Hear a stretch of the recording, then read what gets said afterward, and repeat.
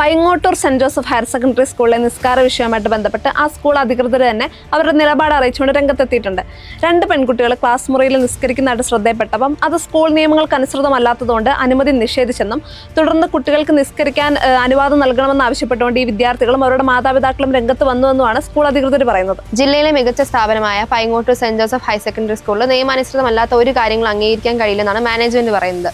മാതൃകാപരമായും അച്ചടക്കത്തോടെയും പ്രവർത്തിച്ച് മികച്ച വിജയം കൈവരിക്കുന്ന സ്കൂളാണിത്. ഇന്ത്യൻ ഭരണഘടന ക്രൈസ്തവ ന്യൂനപക്ഷ വിദ്യാഭ്യാസ സ്ഥാപനങ്ങൾക്ക് നൽകുന്ന അവകാശങ്ങൾ സംരക്ഷിക്കാനും എല്ലാ വിദ്യാർത്ഥികൾക്കും മതേതരത്വത്തിൽ അധിഷ്ഠിതമായ വിദ്യാഭ്യാസം ഉറപ്പാക്കാനും ഈ സ്ഥാപനം പ്രതിജ്ഞാബദ്ധമാണ്. അനാവശ്യ വിവാദങ്ങൾ സൃഷ്ടിച്ച് മതസ്പർദ്ധ ഇളക്കിവിടുന്ന ഇത്തരം പ്രവർത്തനങ്ങളെ ഒരിക്കലും പ്രോത്സാഹിപ്പിക്കാൻ കഴിയില്ലെന്നാണ് മാനേജ്മെന്റ് പറയുന്നത്. കേരള വിദ്യാഭ്യാസ ചട്ടപ്രകാരം പൊതുവിദ്യാലയങ്ങൾക്ക് സർക്കാർ അനുവദിച്ചിട്ടുള്ള ആരാധനാ സമയ ക്രമീകരണം എല്ലാ വെള്ളിയാഴ്ചകളിലും ഈ സ്കൂളിലും അനുവദിച്ചിട്ടുണ്ട്. ഇതനുസരിച്ച് വെള്ളിയാഴ്ചകളിൽ അടുത്തുള്ള മോസ്കിൽ പോയി പ്രാർത്ഥനാ കർമ്മങ്ങൾ അനുഷ്ഠിക്കാനുള്ള അവസരം നൽകുന്നുണ്ട്. ഇതിന് പുറമെ എല്ലാ ദിവസവും നിസ്കാരത്തിന് സമയം ആവശ്യപ്പെടുന്നത് നിയമാനുസൃതമല്ലാത്തതുകൊണ്ട് അനുവദിക്കാനാകില്ലെന്നാണ് school principal sister Deepthi Rose പറയുന്നത്. ഈ പ്രദേശത്തെ മതസൗഹാർദ്ദം തകർക്കുന്നതിനും മതാന്ധത വളർത്തുന്നതിനും കാരണമായേക്കാവുന്ന ആവശ്യങ്ങൾ മതേതര ചിന്താഗതിയുള്ള ഇന്നാട്ടിലെ ജനങ്ങൾ അർഹിക്കുന്ന അവഗണനയോടെ തള്ളിക്കളയുമെന്നും മാനേജ്മെന്റിനെ പിന്തുണച്ച് PTA ഭാരവാഹികൾ പറഞ്ഞിട്ടുണ്ട്. പൊതുസമൂഹത്തിന് മെച്ചപ്പെട്ട വിദ്യാഭ്യാസം നൽകുന്ന ക്രൈസ്തവ സ്ഥാപനങ്ങളെ തീവ്ര മത താല്പര്യങ്ങൾക്കുള്ള വേദിയാക്കി മാറ്റാനുള്ള ഗൂഢവും നിരന്തരവുമായ ശ്രമങ്ങൾ അനുവദിക്കാനാകില്ലെന്നാണ് കത്തോലിക്ക കോൺഗ്രസ് ഈ വിഷയവുമായിട്ട് ബന്ധപ്പെട്ട് പറഞ്ഞത്.